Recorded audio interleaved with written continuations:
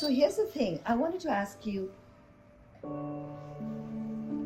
what is your journey like? Where were you born? Where did Sure. you obviously sound American, so you Mhm. spent a large part of your life in the United States.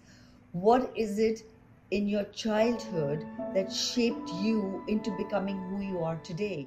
But to answer your question about the sexual education, a lot of the couples that come to me, because I'm a marriage and family therapist, a lot of them come to me because their medications are causing sexual dysfunction.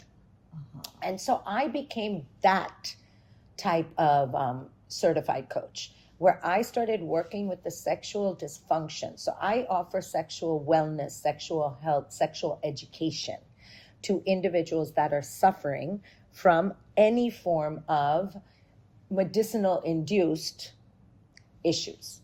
And I work with them on that. And you had to that. train for this? I did, because I didn't have to especially train for it, but I chose to, because I am that therapist. I have to do the psychopharmacology and the psychopathology to anything that I advise. So I felt that if this is part of the regiment or part of the specialization that I'm taking on, I had to do that. And today I am doing my PhD in clinical sexology as well. I'll be a doctorate of it by the end of this year. So how long have you been practicing psychotherapy, wellness, clinical therapy? Yeah, so I've been generally, if you look at it, it's been about over 5 to 6 years of consistent, therapeutic processing, but it was also supervised before. I would say I'm independent now since about 2.5 years. Okay. And have you had patients who've gone away satisfied and Absolutely. Because I am the psychotherapist that works on offering you management without medication. So you can come to me if you're not on meds, or you can come to me through a psychiatrist who has put you on meds. My aim would be to help you alleviate yourself of the codependency on it. See, for example, my biggest thing over here is if you go to a psychiatrist and say, I have anxiety, they'll give you a pill to get rid of your anxiety. If you go to a psychologist, they'll make you talk to them to get rid of your anxiety. If you come to me, I'm going to tell you anxiety is your friend. Anxiety is good. It is fear that protects you. As human beings, there are two things that protect you: feelings and fear. Feelings connect us, fear protects us. So why am I trying to take that away by giving you an SSRI? I want you to feel. I want you to fear, but I don't want fear and feelings to become you. So that means that I will sit you down and ask you, wait, Monica, do you have a fever, or are you feeling feverish?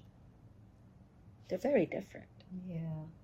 Yeah. Because if you have a fever, I'll give you a pill. But if you're feeling feverish, we can work on it. There's something else. Most of the time, you're being treated for a symptom, not for the core. So I'm what you call the homeopathy of therapy, of mental health. I like that, the homeopathy of mental health, the alternative medicine of mental health. Absolutely. I go to the core. Ayurveda of mental health. Oh, I will make you feel it, cry it out, face it. Trust me, I will make you go through it, because that's the only way.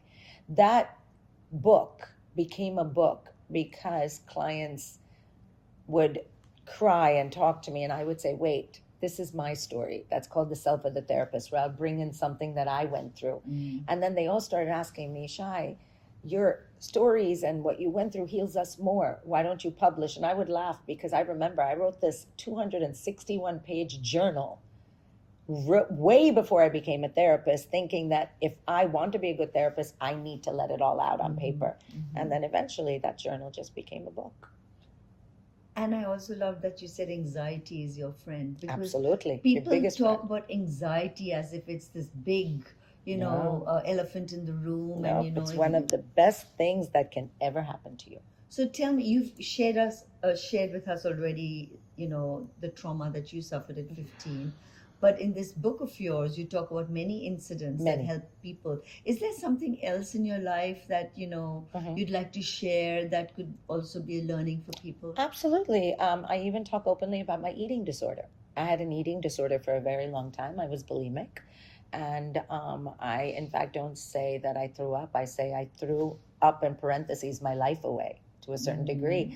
I mean, because entering into a field which was very, very vanity driven, and, I had the appetite of an Indian girl, you know. Mm. So, you know, whether it was at that point I used to eat meat, so all the chicken biryanis and the, you know, tikka masalas and all of that. But I talk a lot about that. But more than that, there was, other than the dysmorphia, which is the body issues, there was also a lot of self-worth issues. Mm. There was a lot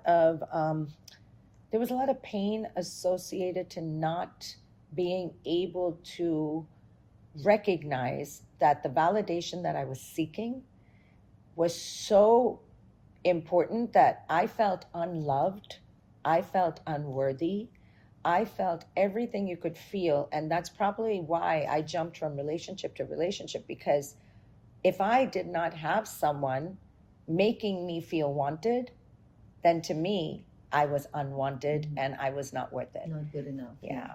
So here's the thing, okay? Mhm.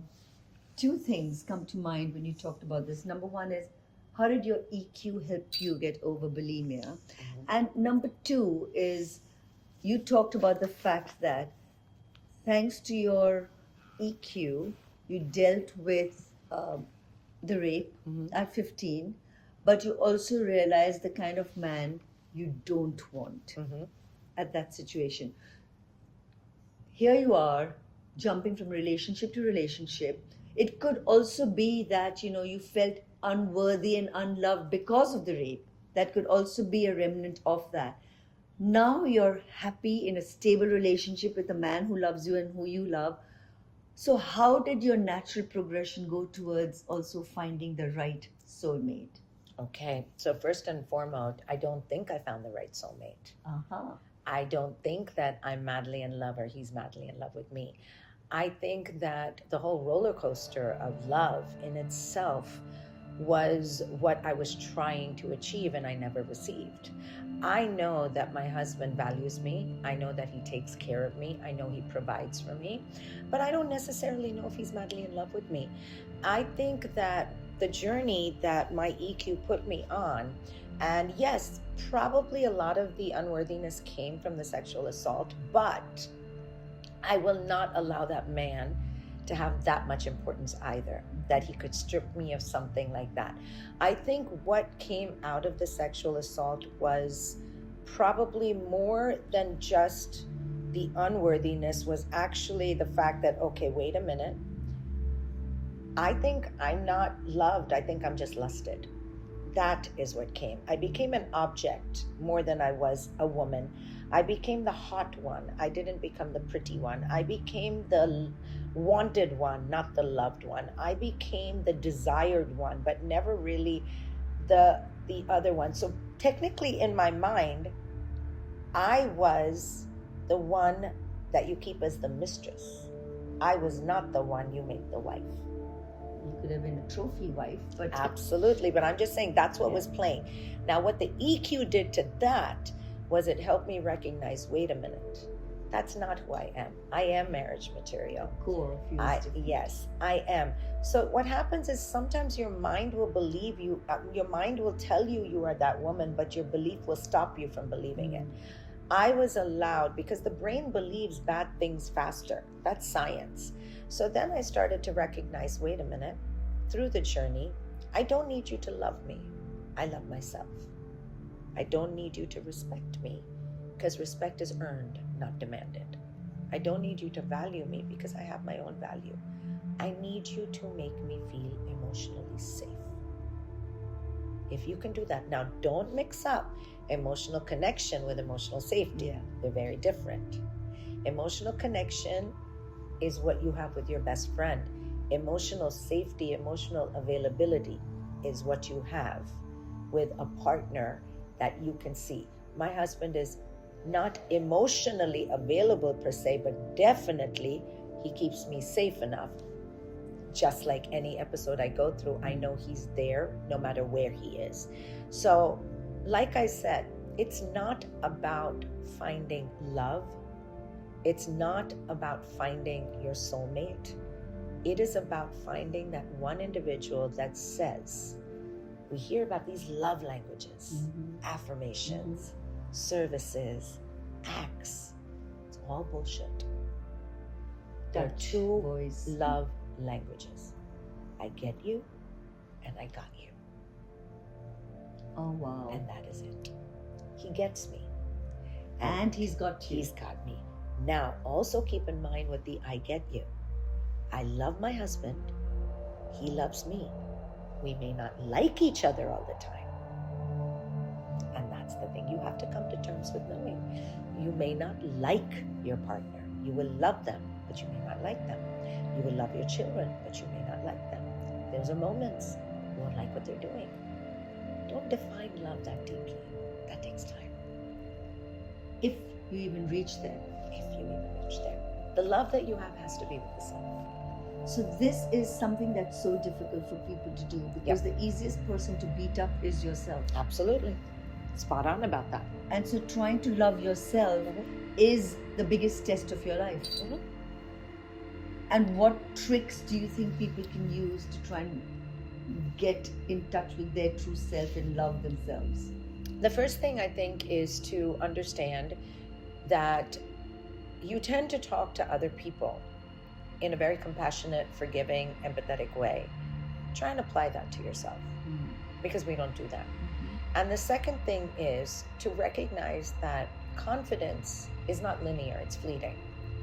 One day you're going to be confident, one day you're not. But faith is extremely linear. And that's why I said you're going to always be faced with, my brain is telling me this, but my core doesn't believe it. You got to switch that up. Let your core belief be so strong that even if your brain debates it, it's defeated. It won't be able to win. Because the fact of the matter is, you are who you are. And again, the same way, you must love yourself, even if you don't like yourself. That's okay. Yeah, that is such a valid point. Yeah.